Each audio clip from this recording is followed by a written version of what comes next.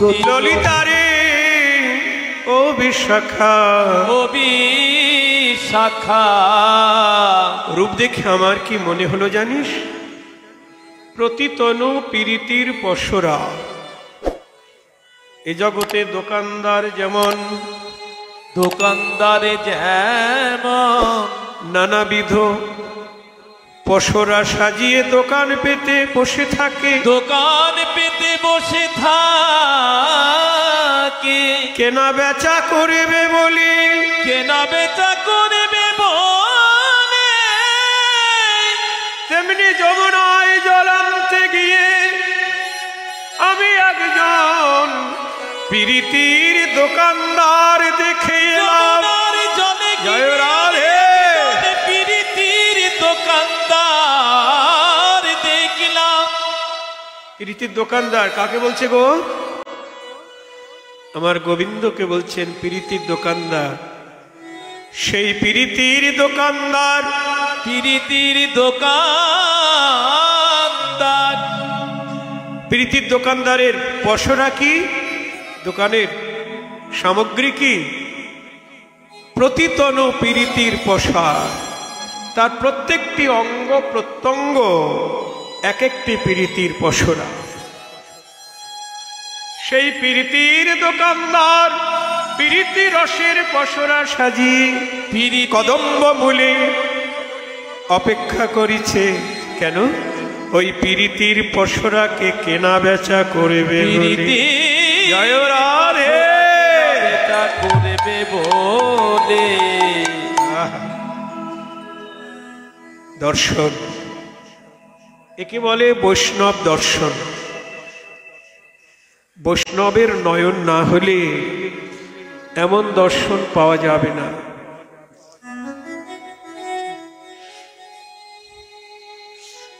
রাধারানীর দাসী হতে হবে, রাধারানীর মঞ্জুরি হতে হবে। মঞ্জুরি মানে রাধারানীর মনের সঙ্গে যারা মনটা জুড়ে দিয়েছেন তারাই হলো মঞ্জুরি। জয় রাধে।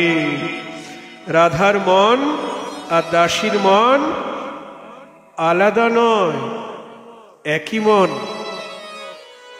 দেখো, একদিন কুঞ্জভঙ্গের পরে রাধারানী গোবিন্দকে সাজাচ্ছেন, মুখ প্রক্ষালন করে বেশভূষা সাজিয়ে দিচ্ছেন।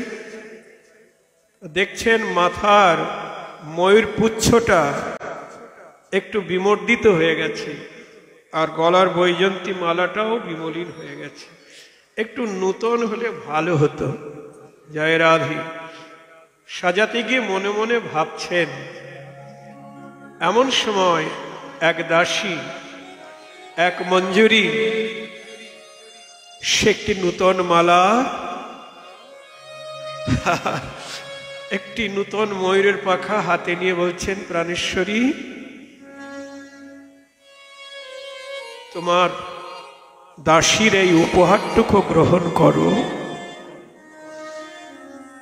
রাধারানী বলছে, কি এনেছিস? এই নূতন মালা আর নূতন ময়ূরের পাখা। বলুন, একে বলে মঞ্জুরি। মন জেনে সেবা করেছি, তাই না? আমাদের সকলের অন্তর্যামী কে গো? আমাদের অন্তরের খবর কে জানে? গোবিন্দ না? গোবিন্দের অন্তরের খবর কে জানে? রাধারানী। আর রাধারানীর অন্তরের খবর কে জানে? মঞ্জুরি। জয় রাধে।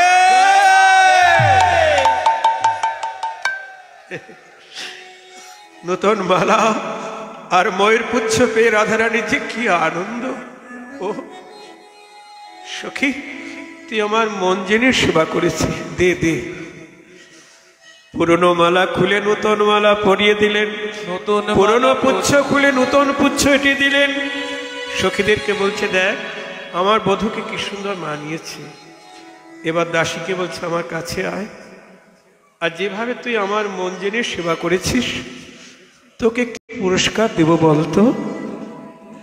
বলি আয় রে আমার বক্ষে আয় রে, আই রে আমার পক্ষে যাই রে, বলি আয় রে আমার বক্ষে আই রে, বলি তুই আমারে কিনে নিয়েছিস, আয় রে আমার বক্ষে আয় রে, তুই আমারে কিনে নিয়েছিস, বলি আমার মন জেনে সেবা করি, তুই তুই আমারে কিনে নিয়েছিস, আমার মন জেনে সেবা করে, তুই আমারে কিনে নিয়েছিস, মন জেনে সেবা করে, আই আই রে রে আমার পক্ষে আই রে, রাধে। দেখুন, রাধারানীর মনে মানুষ হলেই তবে রাধার দর্শন আমার দর্শন এক হবে। জয় রাধে। তা রাধারানী দেখছেন কি, প্রীতির দোকানদার প্রীতি রসের পসরা সাজিয়ে দোকান পেতে অপেক্ষা করছে কদম্ব মূলে, প্রীতির পসরা কেনা বেচা করবে বলে। তবে এই প্রীতির পসরা কি দিয়ে কিনতে হবে গো? টাকা পয়সা দিয়ে কেনা যাবে না। বিদ্যা বুদ্ধি কুলশীলে কৃষ্ণ নাহি পায়, কৃষ্ণ নাহি পায়, কেবল ভক্তির বশ আমার চৈতন্য গোসাই, কেবল ভক্তির বল আমার চৈতন্য গোসাই। রূপ গোস্বাই পার ভক্তির সমৃত সিন্ধুতে বললেন, কৃষ্ণ ভক্তি রসভাবিতা মতি ক্রিয়তাং যদি কুতোপি লভ্যতে, লল্লভোপি মূল্যমে কলম জন্মকোটি সুকৃতি ন লভ্যতে।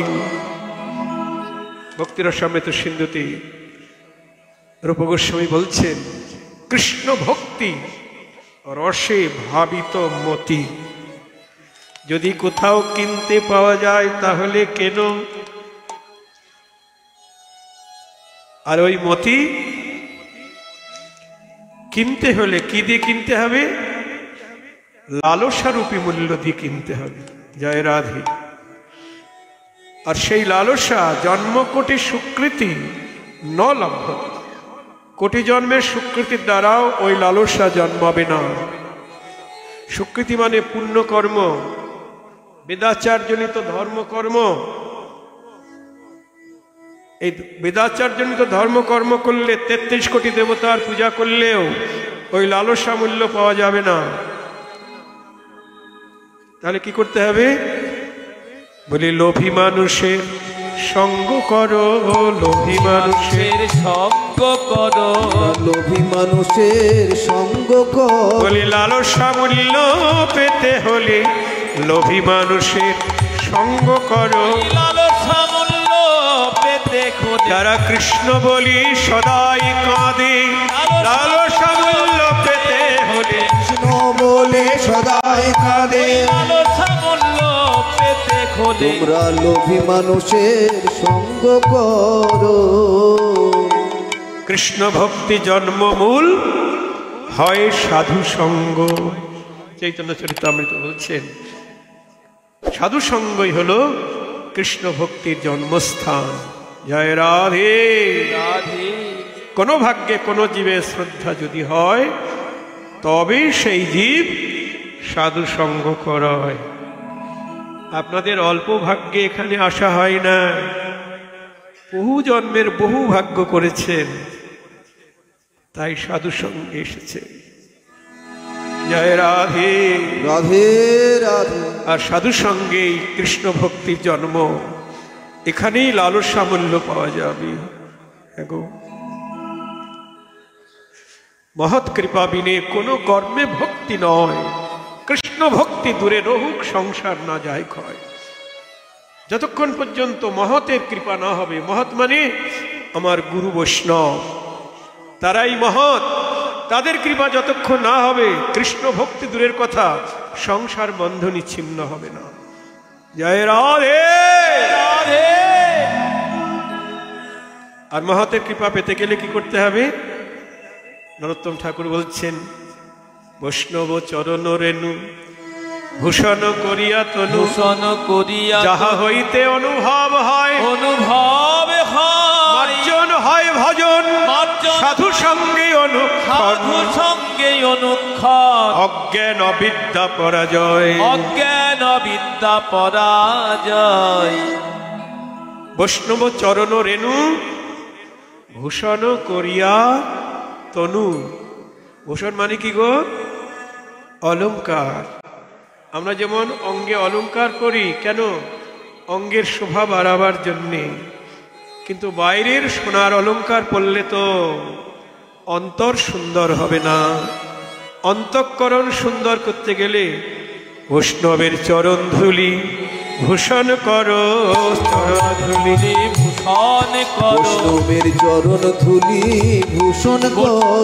চরণ ধুলি ভূষণ করো। তুমি কত সুন্দর হয়ে যাবে, বৈষ্ণবের চরণ ধুলি ভূষণ করো। তুমি কত সুন্দর হয়ে যাবে, চরণ ধুলি ভূষণ করো। তুমি কত সুন্দর হয়ে যাবে, চরণ ধুলি ভূষণ করো। তোমার কত সুন্দর হয়ে যাবে, চরণ ধুলি ভূষণ করো। বলি কৃষ্ণ বলি প্রাণ কাঁদিবে, কৃষ্ণ বলি প্রাণ কাঁদিবে, তোমার কৃষ্ণ বলি প্রাণ কাঁদিবে। কৃষ্ণ বলি প্রাণ কাঁদিবে।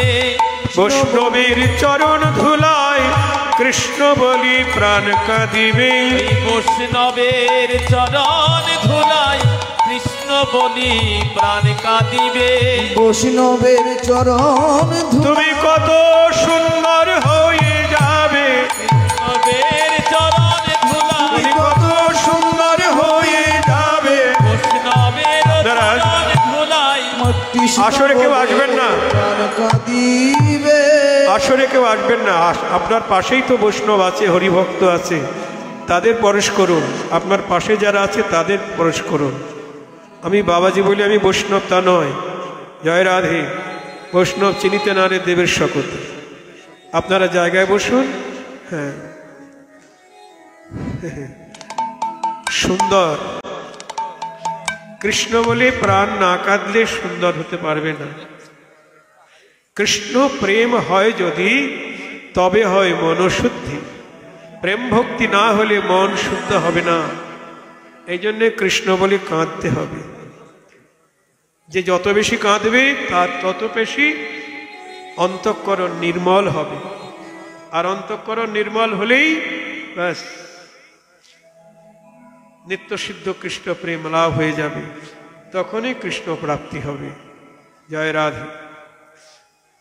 তাহলে লালসা মূল্য দিয়ে ওই প্রীতির পশরা কিনতে হবে, গোবিন্দকে কিনতে হবে। সখীরা বলছেন, রাধে আর কি দেখলি? প্রতি অঙ্গ প্রত্যঙ্গ হলো প্রীতির পশরা।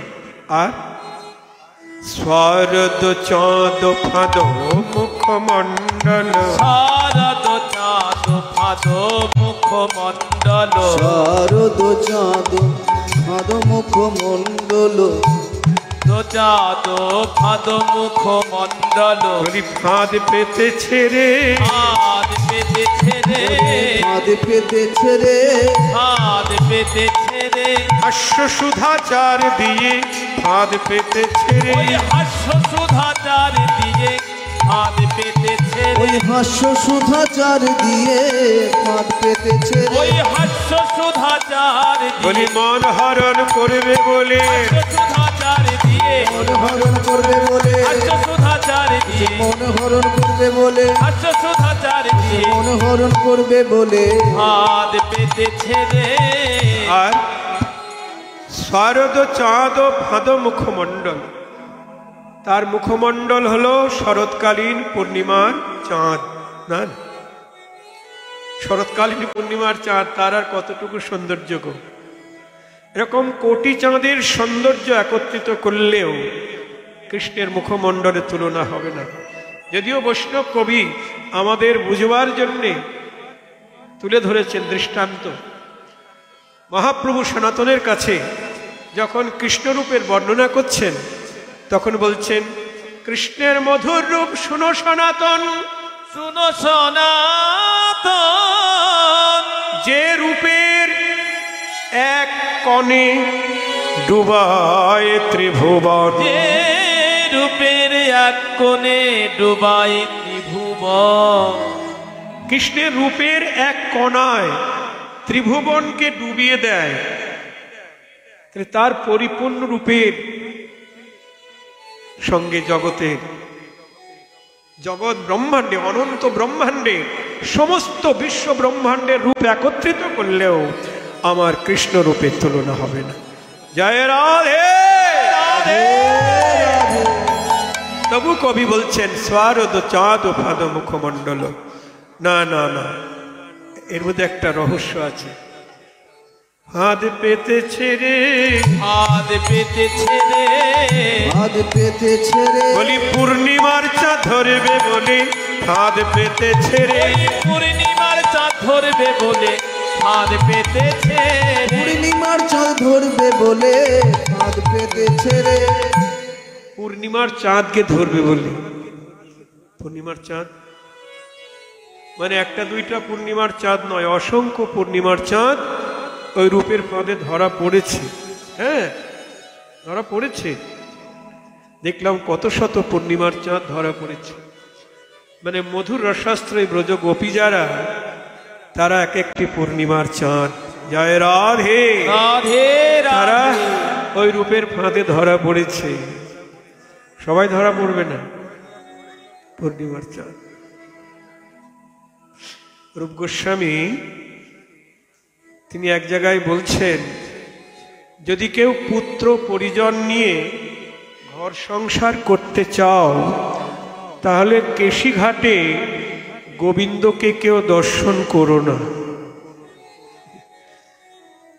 কি গো, কি বুঝছেন আপনারা? গোবিন্দকে দর্শন করতে নিষেধ করছেন রূপ গোস্বামী, তাই না? বলছেন যদি পুত্র পরিজন নিয়ে সুখে ঘর সংসার করতে চাও তাহলে কেশিঘাটে গোবিন্দকে কেউ দর্শন করো না। তার মানে কি, যদি কেশিঘাটে গোবিন্দকে একবার দর্শন করো আর ঘরে থাকা হবে না গো। ঘরে থাকা আর হবে না গো।